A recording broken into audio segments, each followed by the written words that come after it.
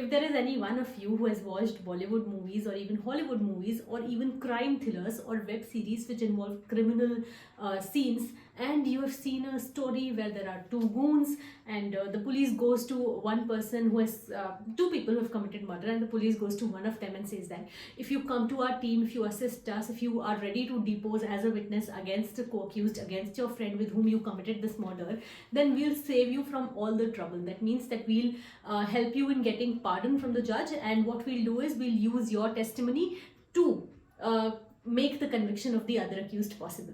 तो ऐसे सीन्स सबने देखे होंगे मुझे लगता है. अगर ये देखे हैं then that is what the concept of accomplice is all about. When we study this concept of accomplice, we often feel what is the origin of these principles. Many a times our mind may even question our own selves. We can ask ourselves that why the law is such that one co-accused is being pardoned just because he is ready to tell the entire story and he is ready to make the conviction of the other accused possible. So ये जो roots है ना सारी ये आती है English law से. In fact अगर हम बहुत पीछे भी जाएं तो बहुत सारे ऐसे केसेस थे. उनमें से एक केस था आर वर्सेस इलाही बख्श, जिसमें कि कोर्ट ने बहुत क्लियर कर दिया था कि ऑल्दो अभी इंडिया में कोई लॉ नहीं है इससे रिलेटेड, बट ये सारा जो अकम्प्लिस से रिलेटेड प्रोसीजर्स प्रिंसिपल्स अप्लाई होंगे वो सेम ऐसे ही होंगे जैसे कि इंग्लैंड में या इंग्लिश लॉ में होते हैं. फिर हमारे पास अपना खुद का एविडेंस एक्ट आ गया, the Indian evidence act. Now when we start reading the concept of accomplice, we first jump to section 133 of the Indian evidence act. 133 और सेक्शन 114 की इलस्ट्रेशन, ये दो चीज़ें हैं जिनकी को जॉइंट रीडिंग ही हमें अकम्प्लिस के कॉन्सेप्ट को अच्छे से समझा सकती है. इनफैक्ट लॉ बहुत ज़्यादा डेवलप हो गया है तो हमें प्रेसिडेंट्स को जानना भी ज़रूरी है. जो लोग वंडर करते हैं ना कि इसका रूट अब इंडियन लॉ में क्या है, उन लोग को 133 जाके देखना चाहिए. सेक्शन 133 ना हमें सिंपली दो प्रिंसिपल्स दे देता है. पहला प्रिंसिपल ये क्लियर कर देता है that an accomplice is a competent witness. Accomplice का विटनेस पॉसिबल है, का विटनेस होना पॉसिबल है और उसके विटनेस को बनने को इलीगल नहीं कहा जा सकता है. एक बहुत अमेजिंग गुड न्यूज़ देने के लिए मैं वीडियो को थोड़ा सा पॉज कर रही हूँ. इससे पहले मैं आपको सेकंड प्रिंसिपल बताऊँ. ये बताना बहुत ज़रूरी है कि जिन लोगों की ये क्लैट 2023 में बहुत अच्छी अच्छी रैंक्स आ जाएंगी, क्लैट होने वाला है ना 18 दिसंबर को, कल ही है ये एग्ज़ाम, और आपको बहुत जल्दी पता भी लग जाएगा कि आपकी रैंक्स क्या है. Apart from getting a very good college, you are also going to get these rewards absolutely free from an academy. इसके लिए आपको कोई भी क्राइटेरिया फुलफिल करने की ज़रूरत नहीं है. सिर्फ डिस्क्रिप्शन बॉक्स में जाना है, आपको एक फॉर्म दिया हुआ है उसको आपको फिल करना है, या फिर ये जो QR कोड दिख रहा है ना आपको यहाँ पे अपनी स्क्रीन पर, इसको स्कैन करके आपको एक सिंपल सा फॉर्म फिल करके अपने आप को एनरोल कर लेना है बस इस प्रोग्राम में. इसके लिए ये भी ज़रूरी नहीं है कि आप अनअकैडमी से पढ़े हो या आपने कभी अनअकैडमी का कोर्स लिया है या आप स्टूडेंट हो. इसलिए मुझे ये प्रोग्राम बहुत अच्छा लगा क्योंकि इसमें आपके ऊपर कोई बाउंडेशंस है ही नहीं. बस अगर आपने अच्छा परफॉर्म किया है तो आपको ये रिवॉर्ड मिल रहा है. मुझे याद है जब मैं भी एक स्टूडेंट थी, स्कूल स्टूडेंट, तो ऐसे बहुत सारे, जैसे फॉर एग्जांपल निरोलाज, मैकडॉनल्ड्स से प्रोग्राम्स चलाते थे कि वो स्टूडेंट्स को रिवॉर्ड किया करते थे. बस कुछ ऐसा ही अनअकैडमी भी कर रहा है. इसमें एक और, आपकी स्क्रीन के अलावा एक और भी प्रोग्राम है जिसमें आपको, अगर आपकी जो भी रैंक आई है क्लैट एग्ज़ाम में, अगर वो 1 से 10 के बीच में है, तो आपको 10 टाइम्स अनअकैडमी की फ़ी का वापस मिल जाएगा. वो फ़ी आपने भरी है या नहीं भरी, वो भी आपके ऊपर कोई क्राइटेरिया नहीं है. उसकी अपर कैप 3 लाख है. अगर आपकी 11 to 50 रैंक आई है 11 से 50 के बीच में, तो आपको मैक्सिमम 1 लाख तक का ये जो गिफ्ट वाउचर है मिल सकता है, और 51 to 100 वालों को मैक्सिमम 60,000 तक का गिफ्ट वाउचर मिल सकता है. तो I think this is something supremely amazing for all the students out there. इसके अलावा कल 4:15 पे, मैं आपको हमेशा से ही बता रही हूँ, क्लैट का डिटेल्ड एनालिसिस तो अनअकैडमी क्लैट वाले चैनल पे होने ही वाला है. उसका भी लिंक आपको नीचे मिल जाएगा. ज़रूर एग्ज़ाम देने के बाद आपको वो चेक करना है. इसके बाद हम चलते हैं अब सेकेंड प्रिंसिपल पे. Second principle that section 133 gives us is that when a conviction is based upon sole testimony of an accomplice, then that conviction cannot be held illegal merely because of this reason. यानी कि आपके पास और कोई reason नहीं था किसी को convict करने का, आपके पास और एविडेंसेस आपको नहीं मिल पाए थे एज एन इन्वेस्टिगेटिंग अथॉरिटी, लेकिन जज को लगता है कि अकम्प्लिस का वर्जन बिल्कुल सही है, अकम्प्लिस के वर्जन पे डाउट नहीं करना चाहिए फैक्ट्स एंड सर्कमस्टांसेस को देखते हुए, तो भी ऐसा कन्विक्शन पॉसिबल है. और उस कन्विक्शन को सिर्फ इस रीज़न पे इलीगल नहीं बोल पाएंगे हम कि ये तो सिर्फ आपने अकम्प्लिस की स्टेटमेंट देने पर ही इसे कन्विक्ट कर दिया, जज साहब ऐसा क्यों कर दिया. बट फिर इसके बाद अगर हम सेक्शन 114 पे जाते हैं, उसके इलस्ट्रेशन बी को देखते हैं. अब जब 114 का इलस्ट्रेशन बी मैं आपको बताऊंगी ना, तो आपको एक बात रियलाइज हो जाएगी कि ऐसा क्यों कहते हैं कि जब भी आप लॉ को रीड करते हैं तो उसे एज अ होल रीड करना चाहिए। कभी भी उसको उसके पार्ट्स को रीड करके ये नहीं सोच लेना चाहिए कि मुझे पूरा लॉ पता चल गया। और इनफैक्ट इंडिया में और भी बहुत सारे जुरिडिक्शंस में तो आपको आईपीसी, सीआरपीसी और एविडेंस और भी बहुत सारे स्पेशल स्टैट्यूट्स की कंप्लीट नॉलेज होनी चाहिए अगर आपको ये समझना है कि एक टॉपिक पे पूरे प्रिंसिपल्स या पूरा लॉ क्या है। अब ये जो सेक्शन 114 का इलस्ट्रेशन बी है ना, ये बोल देता है कि जो अकम्प्लिस है, that person is unworthy of any credit unless his testimony is corroborated in material particulars. Corroboration word बहुत यूज होता है एविडेंस एक्ट में। इसका सिंपल सीधा साधा मतलब ये है कि जो अकम्प्लिस है उसकी टेस्टिमनी की इतनी ज्यादा कोई वैल्यू है नहीं जब तक कि उसको और साबित करने के लिए कोई और प्रूफ हम पे है नहीं, कोई और एविडेंस हम पे है नहीं। कोरोबोरेशन मतलब किसी भी बात को दोबारा से दोहरा देना एविडेंस के थ्रू। तो एविडेंस हम पर अगर एक और आ जाता है, उसे हम बोल देते हैं कि कोरोबोरेशन हो गया इस बात का, अब कोरोबोरेट हो गया, ये भी हमें मिल गया है। तो उसने बोला मटीरियल पर्टिकुलर्स पे, मतलब कि कुछ ऐसा होना चाहिए कि अकम्प्लिस की स्टोरी को बिलीव करा जा सके। अब आपको लगेगा ना कि कहीं ना कहीं ये इन कॉन्ट्रास्ट स्टैंड करता है क्या सेक्शन 133 के सेक्शन 114B का illustration. You will have this question in mind, is it in contradiction to each other? But no, you will have to apply the harmonious approach here. आपको दोनों ही sections को, मतलब एक इलस्ट्रेशन को और एक पूरे सेक्शन को इस तरह से पढ़ना पड़ेगा जैसे दोनों एक दूसरे के बिना इनकम्प्लीट हैं। सो कॉन्जॉइंट रीडिंग अगर आप देखो तो वो सिंपल सा एक प्रिंसिपल निकाल के लाती है इंडियन लॉ का। तो जो एक्चुअल इंडियन पोजीशन निकल के आती है ना कॉन्जॉइंट रीडिंग करने के बाद, वो ये है that an accomplice can very well be made a witness against the को-अक्यूज्ड।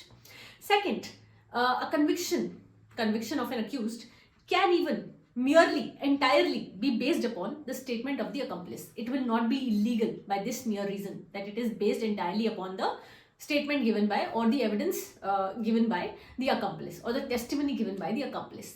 Third principle that comes out is that a judge, a person who's conducting a trial, must always bear in mind, a presiding officer must always bear in mind that although conviction based solely on the testimony of the accomplice is possible in India, but it may be highly unsafe to do so.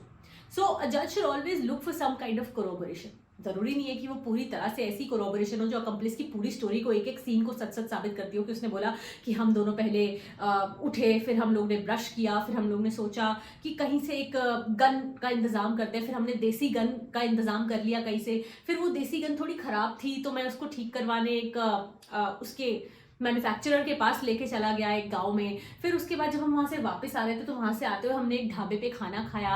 उसके बाद हम उसके घर गए, वहाँ पे हमने watchman को बेहोश किया। वॉचमैन को बेहोश करने के बाद हमने उसकी जो घर में मेड थी उसको किसी तरह से पैसे दे के वहाँ से भगाया और बोला कि अब पूरा घर हमें खाली चाहिए। हमने पूरा घर कैसे ना कैसे खाली करवाया। मान लो अकम्प्लिस ने ऐसी कोई स्टोरी पुलिस को सुनाई है ये दिखाने के लिए कि कैसे कैसे हमने क्राइम किया था, वो पूरा एविडेंस देने के लिए। तो ज़रूरी नहीं है कि हर एक सीन का आपको कोरिलेशन मिले, यानी कि हर एक सीन का आपको सेकेंडरी एविडेंस मिले। ये जो एविडेंस होता है ना, ये इतना ही काफ़ी होता है जिससे कि अकम्प्लिस की स्टोरी थोड़ी सी प्रॉबेबल लगने लगे, थोड़ी सी पॉसिबल लगने लगे कि हाँ ऐसा कुछ हुआ होगा। बस इसीलिए, क्योंकि ऐसा माना जाता है इंडिया में क्या वैसे भी ये चीज़ मानी जाती है कि अकम्प्लिस को बिलीव करना थोड़ा सा तो मुश्किल हो सकता है। I mean, I think you all also must be having this thought in your mind. How can we believe a person who was himself a co-accused? In fact, who is himself a co-accused? तो accomplish को believe ना कर पाने के पीछे ऐसे ही कुछ reason होते हैं। फर्स्ट ऑफ ऑल, जैसे कि हमने अभी डिस्कस किया कि वो खुद क्राइम में को-अक्यूज था, तो certainly a man of not very good character.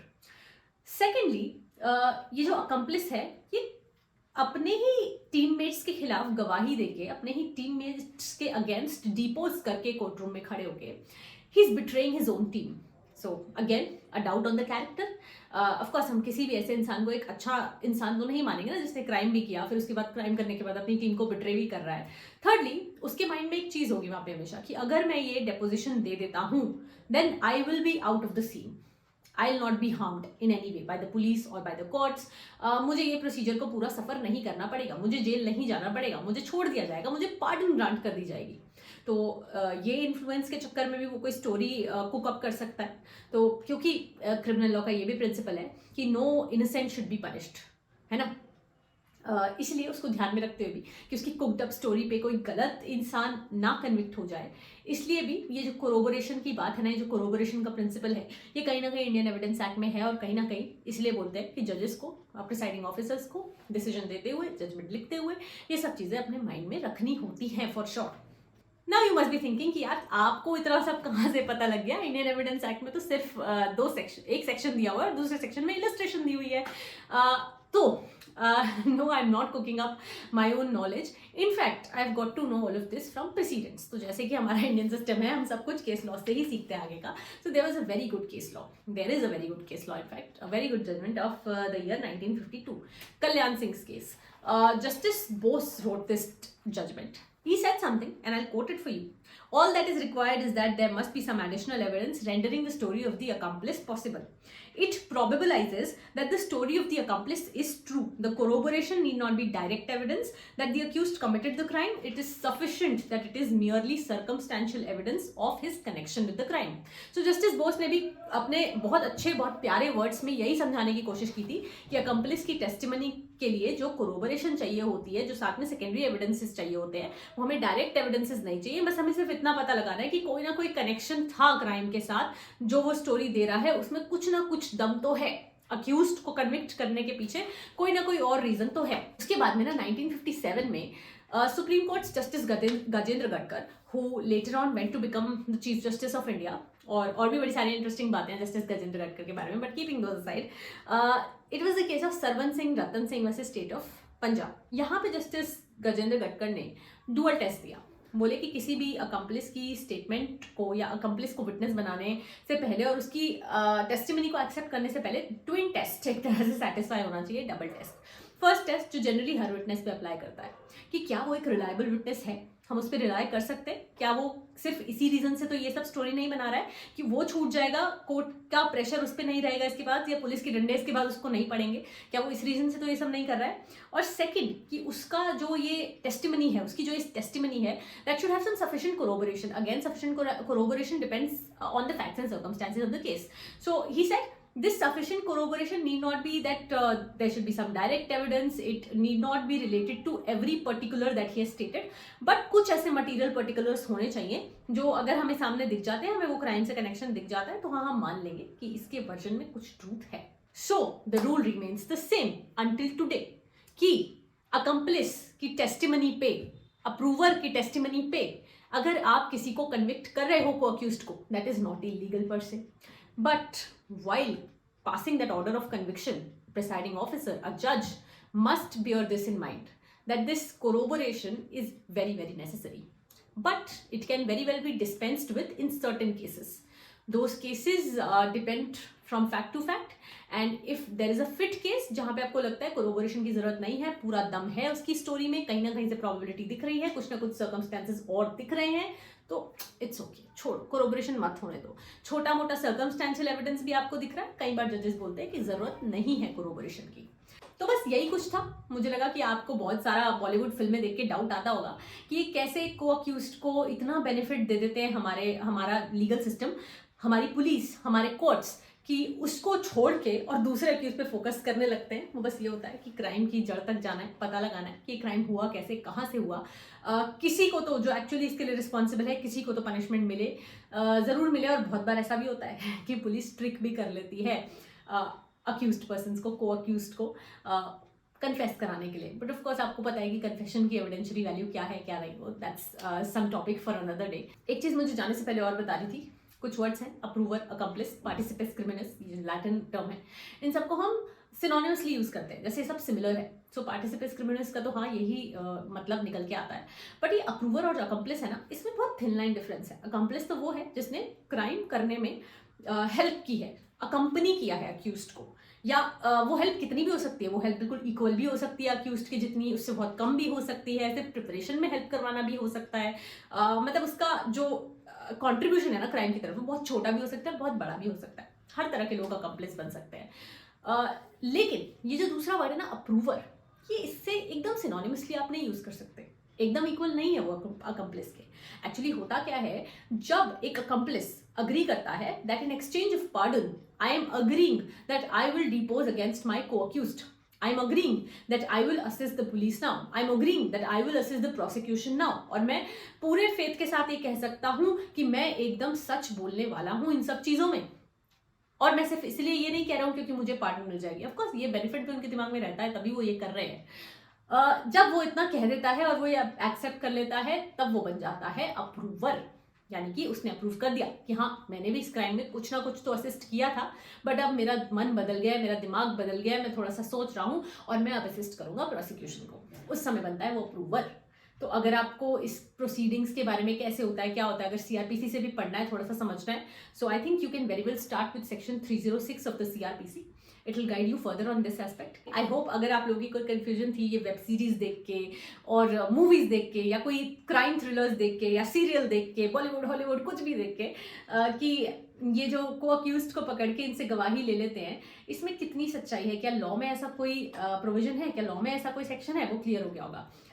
या फिर अगर कोई बच्चे हैं जो एविडेंस एक्ट पढ़ रहे हैं, वो जानना चाहते थे कि अकम्प्लिस, अप्रूवर, पार्टिसिपेंट, क्रिमिनल्स का कॉन्सेप्ट होता क्या है, कितनी वैल्यू होती है इस तरह के विटनेसेस की, उन लोगों के भी ये डाउट्स क्लियर हो गए होंगे। With this, for the concluding remark, I can just say that accomplish is also a type of witness under the Indian legal system. काफी सारे विटनेसेस होते हैं, उसमें से एक अकम्प्लिस भी होता है। इसको भी बड़े आराम से आप विटनेस बना सकते हो अपने केस में, ट्रायल में यूज कर सकते हो। अगर कुछ नहीं मिलता तो बहुत बार प्रोसिक्यूशन इसका इस्तेमाल करता है, और मुझे लगता है करना भी चाहिए क्राइम की तह तक जाने के लिए। I hope you liked this video. I hope this added some value to your life. If it did, then I think you should comment down below and let me know. It will bring a huge smile on my face. Until then, keep watching Vlogish. Watch other videos if you like this one. I'll meet you again very soon with a new video on a new concept. Bye for now.